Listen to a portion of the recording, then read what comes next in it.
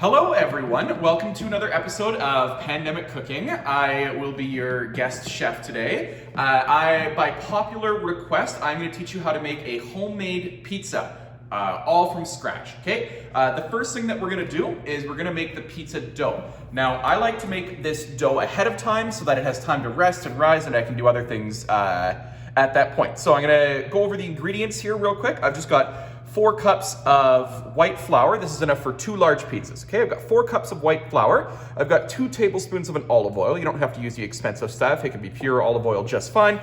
I've got I've got 2 teaspoons of sugar. I've got a teaspoon of salt. I've got 2 teaspoons of yeast, and I have a 1.5 cups of warm water. Okay, a couple things real quick.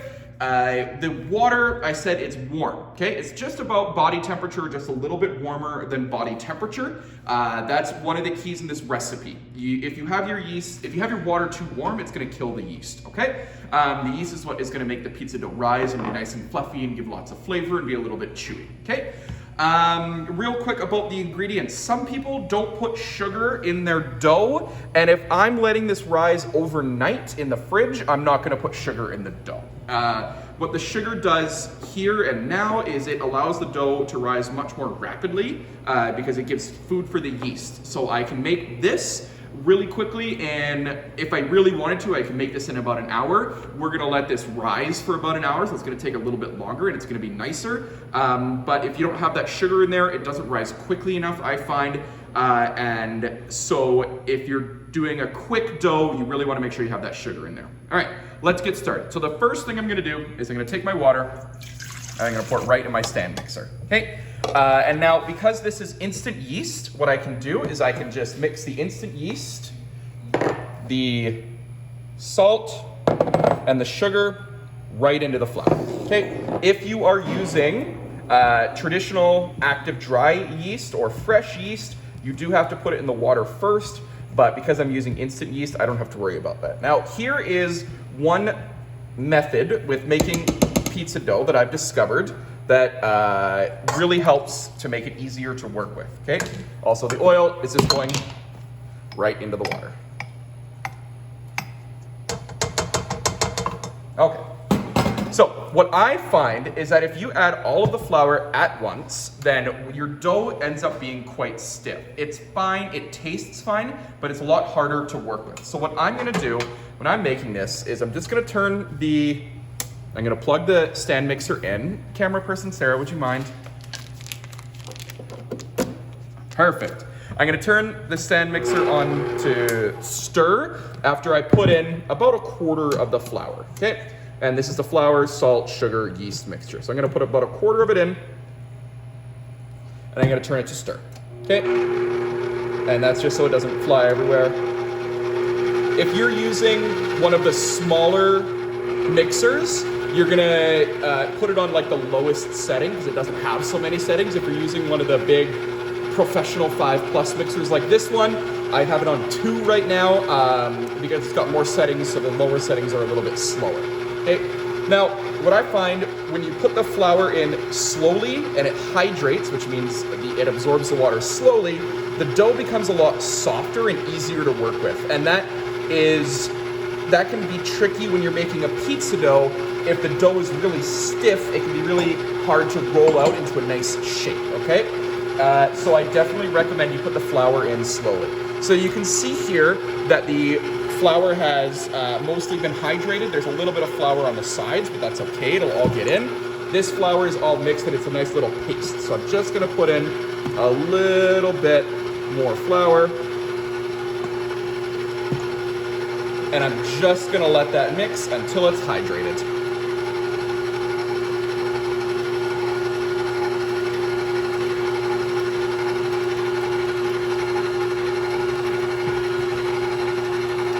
And what I'm gonna do is I'm just gonna scrape down the sides a little bit.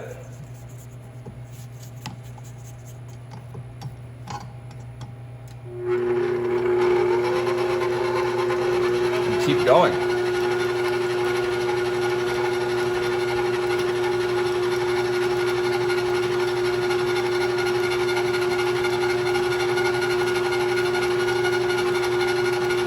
And now you can see there's still some raw flour on top of what's going to be our dough. Okay, that means I still want to mix it in a little bit more. You really want to make sure that flour gets nice and hydrated before you mix more in. Okay, I'm going to scrape one more time.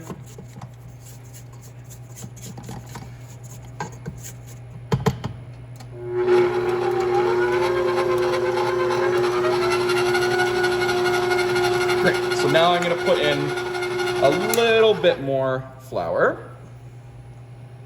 I'm trying to do about a quarter of the amount of flour at a time. I'm going to put it on stir just so the flour doesn't go everywhere and make a big old mess. Then I'm going to turn it on.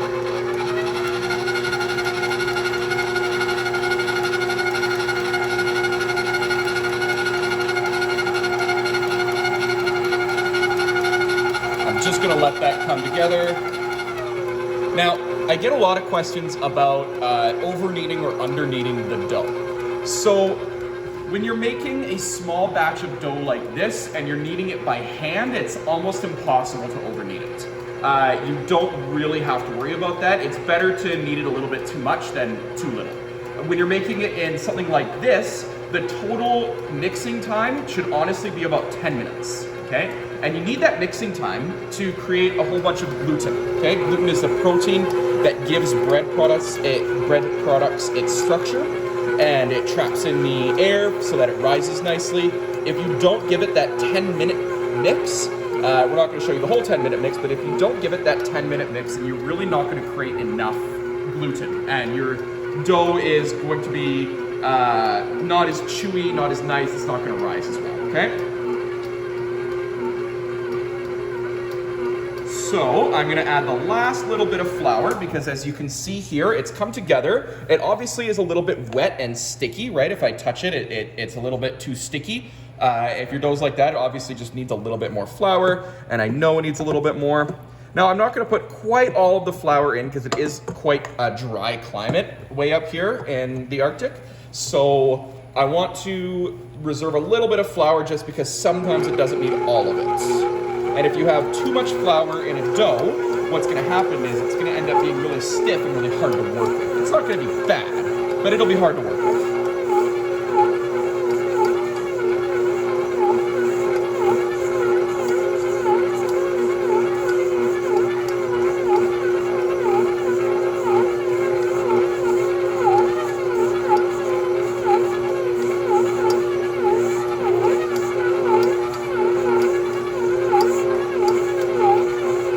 So what I'm looking for here is I'm looking for all of the flour to get incorporated nicely. I know that the middle of the dough is still quite wet and is ready for more flour. So once that dough works its way to the outside and picks up that flour, it's going to start really coming together and then cleaning the sides of the bowl.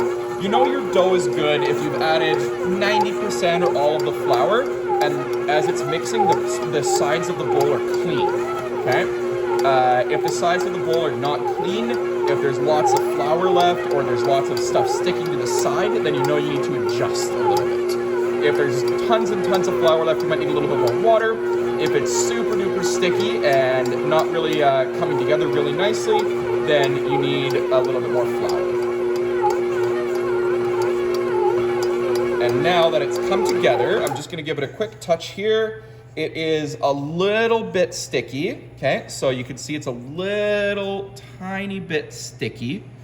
So what I'm gonna do is I'm just gonna add just a touch more flour, just a touch, and then we're gonna let this mix for about 10 minutes. So when we come back, we will see the perfectly mixed dough and I'll show you the next steps.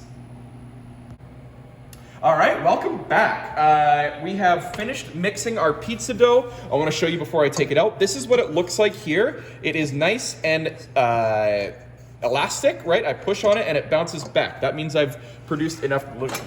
So I'm going to show you, if I can get this thing off. There we go. I'm going to show you what I'm going to do. Now, like I said, this dough can sit overnight in the freezer, or sorry, it can sit overnight in the fridge if you didn't put sugar in it. And even if you did put sugar in it, I can still put this in the overnight in the fridge, and it would be wonderful. But I'm gonna show you two different things that you can do with this dough. All right, so what I want to do is I just want to cut it roughly in half. Okay, this is going to be enough for one large pizza. All right, I'm going to take this and I'm going to put it into a ball like this. Okay, so it's nice. You can see that it's got nice gluten development because I got a nice like smooth finish on the outside. I'm just going to tuck this into a ball real quick. Okay, so it's a nice little ball like this. I'm going to put it into a bowl. I'm going to cover it with a little bit of oil spray. And then I'm going to cover this with plastic wrap. Oh Lord, help me. Don't actually help me. I'm going to cover this with some plastic wrap, and this is just going to sit ideally till it about doubles in size, okay? After it doubles in size, we're ready to roll it out and make it into dough. Now I want to show you what I'm going to do with the other one, because this is pretty cool. I'm going to do the same thing. I'm going to take this, and this one's a little bit smaller. That's fine. We'll just make a little bit smaller of a pizza. Okay, so this is now a nice little ball of dough. What I'm going to do is I'm going to wrap this up quite tight, okay? Like I'm going to put a few layers of plastic wrap onto this. Okay. And what I'm going to do is I'm actually going to put this in the freezer. All right. It's going to rise a little bit before it gets too cold and freezes. And then when I want to use it, I'm going to take it out about 24 hours before I want to use it the next day. Okay? And you can use this for, you can make some garlic fingers or some cheesy bread or pizza or whatever you want with it. So it's going to sit in the freezer. It's going to freeze. It's going to expand a little bit. And then when I take it out of the freezer the day before, it's going to expand a little bit more. That's why you have lots of plastic wrap on there to accommodate for that expansion. And then what's going to happen as it sits in the freezer and expands and then thaws and everything, it's actually going to get a really nice like chewy texture to the dough, and it's going to have a lot of really beautiful development, and it's going to be a really nice flavor as well because you get that like yeasty development. And I actually prefer a dough that's sat in the fridge overnight or frozen and then unfrozen to one that just sits on the counter, but either way is fine. So we're gonna let this rise, and then I'm gonna show you when we come back, I'm gonna show you how to throw out the pizza, top it, and bake it. So we'll see you soon. Okay, welcome back. We're gonna finish up our pizza making today. So my pizza has risen for about, I would say like an hour and a half, an hour and a bit in the oven. I put it in the oven with a light on. I find that's a great place for it to rise up. It's got a couple bumps here. That means I've got good fermentation. Okay, so what I'm gonna do is I'm gonna take my pizza and I'm gonna take it and I'm gonna dunk it in a little bit of flour. Interesting. Okay, now I like my pizza to be a little bit sticky, okay, because then when you dunk it in the flour, it makes it kind of perfect. And this makes it a lot easier to work with. Now, actually, real quick, before that, you can, once you roll this out, you can put it directly onto the pizza pan, no problem. It's not gonna stick. As long as you've done everything properly, it's not gonna stick. But what I wanna do is I'm gonna add a little bit of olive oil to the pan. So what this is gonna do, and you just need a thin layer, what this is gonna do is this is gonna really crisp up the bottom of it, and it's gonna end up being more like a lot of those pizzas that you can get from takeout places where the crust is like really nice and well developed and everything. It's gonna end up just a little bit more like that. But if you don't wanna do the olive oil or whatever step there, you don't have to do it, okay? It's totally optional. So what I've done is I've dipped my pizza in a little bit of flour. I'm gonna flatten it out a little bit by hand. You could do this with a rolling pin if you want, right? I like to do it by hand. I'm gonna pop these big bubbles. So I've got it flattened out a little bit. I'm gonna take 2 fingers and I'm gonna make a very small crust, just around. You don't have to make a big crust if you like, because this pizza ideally should puff up quite a bit. So if you make like a big crust now and you make it the size of crust that you want it to be, it's gonna be way bigger when you're actually baking it, right? Because it's gonna rise up. So we're gonna press it out, okay? And you see how this pizza is real soft? It's real easy to press out. I attribute a lot of that to that really slow flour adding that I did at the beginning. Remember how I added the flour super duper slowly? That makes it really nice and beautiful to work with, okay? So I'm just gonna stretch it out so that it's a little bit bigger than the pan. Okay, you can see I'm just rolling it just like this. You see how I can stretch it out so much without it tearing too much? That means I've got a really nice amount of gluten developed in my pizza. Okay, so let's see. Yeah, it's a good size. So I'm gonna take it, 2 hands, I'm gonna put it in here, push it right to the edge. Bing, bang, boom. Good to go, Zoom. It's a little bit thin right there, so I'm just gonna push a little bit more dough into there. It's not gonna look quite perfect like a store-bought pizza, but who cares? All right, so I've got this. Now, if you want a really fluffy, really crusty pizza, you can spray this, cover it again, let it rise for up to another hour. Okay, you can let it rise at this point and it'll be even better, right? If that's what you're going for, but you don't have to. You can cook it right like this. Now, what you can do is you can get some pizza sauce from a store, okay? This stuff is really good. It tastes really like pizza sauce, okay? Like you'll taste it and you're like, yep, that's exactly what pizza sauce is.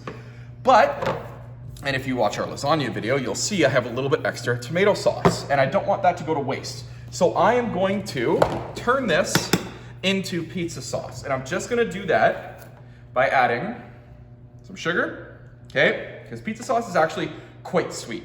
You go to Italy, you go somewhere with good food, their pizza sauce is not gonna be like this, but our palates really like this. And I'm gonna add some Italian seasoning to that.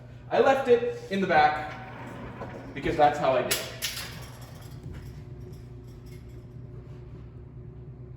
Shoot, nope. I didn't leave it in the back. Thought ahead, and I left it on our handy dandy cart. All right, so I've got tomato sauce. Can you call Mrs. Borbinger 303, please?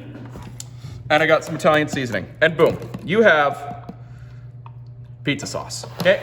The amount of pizza sauce that you want to put on your pizza is 100% up to you. I like my pizzas pretty saucy, okay? So we're just gonna put it out here. And now, of course, you can make your own tomato sauce if you want to. You can make a tomato sauce 100% from scratch with fresh tomatoes from your garden, and it's obviously gonna be way better than this. But right now, we still don't have fresh tomatoes from our garden. And when you can't get fresh tomatoes, I find that canned tomatoes are better quality than fresh tomatoes in the store because they have not been ripened artificially in a truck. They've been picked ripe and canned right away. Okay, that's a story for another time. How do you feel about canned vegetables, Sarah? Oh, I love a good canned or frozen vegetable. Right? Because where we live so far north that by the time vegetables get to us, most of the time they're past their prime or they're underripe in hopes to get to us as a ripe vegetable. Yeah, so they don't flavor on the vine like they should, right? And so that's why I really like canned or frozen vegetables, just because you do get as fresh as you possibly can up in the Great White North. Yep. Okay, so there are 2 schools of thought here. One is that you put your cheese and then your toppings. The other is that you put your toppings and then your cheese. Sarah, which one are you? Ooh. Honestly, when I'm a cheese then the toppings. My mom, she used to do pizza every Friday. She was a toppings and cheese. Right. Now, it is up to you. I prefer cheese and then toppings. Yeah, okay? the correct way. That's because I like my toppings to get a little bit... I like them cooked. I like them cooked. Like if I'm doing a veggie pizza, I want my vegetables like warm and cooked. I Yeah. don't want them raw. That's right. The only raw vegetable that I like on pizza is like fresh tomato on after. Yes, right? exactly. But other than that, if I'm having like jalapenos or whatever, Like any type of pepper or onions cooked. or I want it cooked. Or onions I'll probably cook beforehand. Like I'll probably do like a caramelized onion kind of thing. Yeah. But I really do like my pizzas fairly plain, right? I like a lot of fancy foods, but my pizza I like it fairly plain. Okay, and now I push this stuff right close to the edge because you are gonna get a lot of jump in that crust. Now, this pizza I'm doing half and half. I'm doing half cheese, half pepperoni, and I got these nice big, thick sliced boys of pepperoni. So I'm just gonna do that. They're quite thick. They're quite thick. They're quite thick. This store did not have like pre-sliced pepperoni. So then this is gonna go in the oven. I'm gonna put this in the oven at 450 degrees on the middle rack, and I'm gonna put it in till it's done. Depending on the thickness of your crust, depending on how many toppings you have. It could take anywhere from 13 minutes to 21 minutes, right? You literally just have to keep an eye on it. When we come back, I'm gonna show you what the pizza looks like when it's cooked and how to take it out of the pan and cut it. Hello everyone, welcome back. I'm gonna show you what the pizza looks like when it's fully cooked, and then I'm gonna show you how to get it out of the pan and get it cut. So, that oven is steamy. So, here is our fully cooked pizza. You can see that there's a little bit of browning on the edge, and the cheese is nice and golden brown on top, okay? If you follow the recipe exactly as I showed it to you, you don't have to worry about the crust being cooked because I guarantee it will be cooked. Now, what we want to do is we just want to make sure that it is not stuck to the edges, okay? Because that's going to make it pretty hard to get out. And if there's a little bit of cheese or sauce stuck to the edges, you're just going to have a hard time. And it's going to be much easier with this.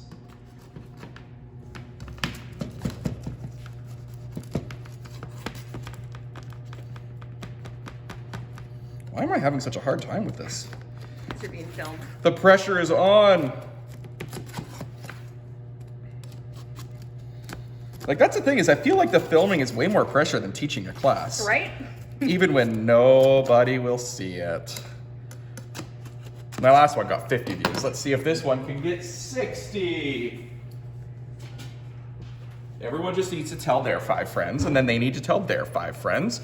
Okay, so what we're gonna do is we're looking to see if the pizza will just lift up a little bit. And if it will, then we're good, okay?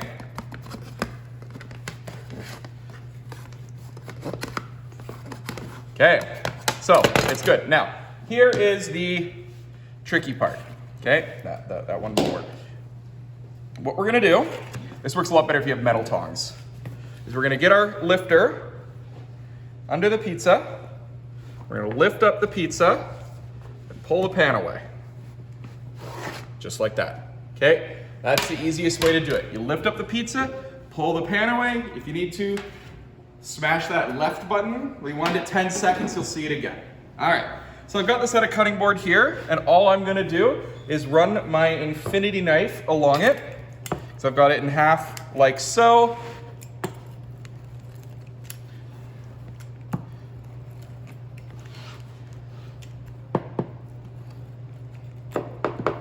Now obviously this cutting board is not quite big enough, and there we go. Beautiful, delicious, homemade pizza. Thank you everyone for watching. Please make sure to smash that like and subscribe button, and we'll see you next time.